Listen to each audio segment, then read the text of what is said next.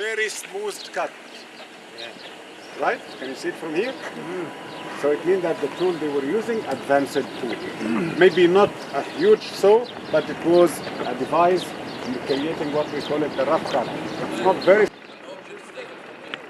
the isolation that we see is not because of the natural layer.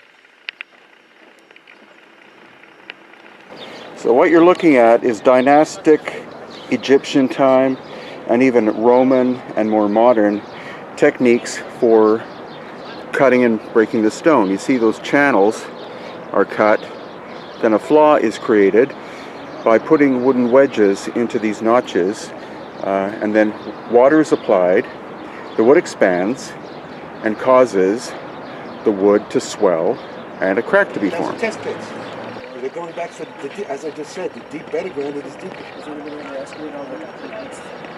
that hole's full of shit at the bottom. You can fall in there. Someone kill the guy next to you. You risked one last 1,100 tons estimated. Just estimated. 110 feet long.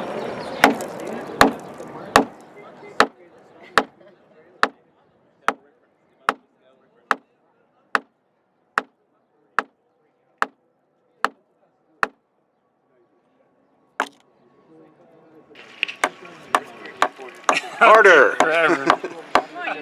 Work! And that is literally the technique that archaeologists insist was used to shape the unfinished obelisk. One stone hammer, which is was used to pound away at the granite. The pounding hammer is about the same hardness as the granite itself, so therefore it would be the equivalent of trying to cut a piece of wood with another piece of wood. Not too effective.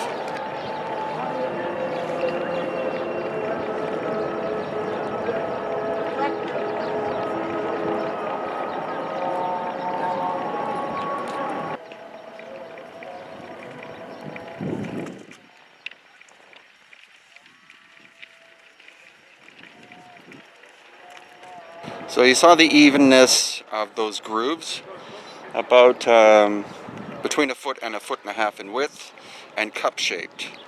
It's more probable that there was some kind of ancient high technology that was used to do the shaping, possibly ultrasound, or another technology that we have not yet reinvented, but did exist before dynastic Egyptian times.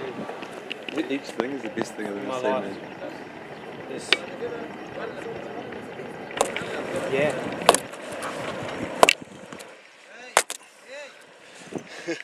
To the hard stuff, nothing is going to be crushed. As Susan was saying, the surface is useless.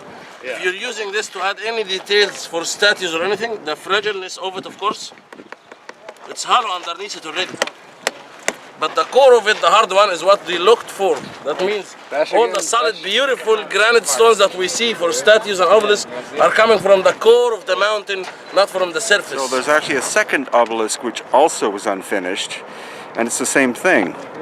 The horizontal distance was achieved, or width, but when they tried to do the vertical to match it, they found that there was a horizontal crack, and so it too was abandoned. The dynastic Egyptians did not have the technology in any way, shape, or form to do this work.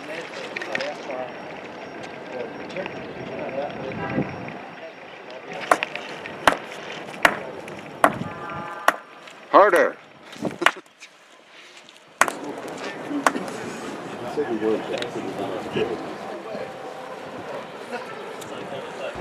Like a step. With each other. I know, but they're all and the sequence that's matching each other. Okay. Just need one shove of the dollar I pound it. You're not leaving. Brian's here. You're lying to me. Brian's still here. Egyptians did most of the work.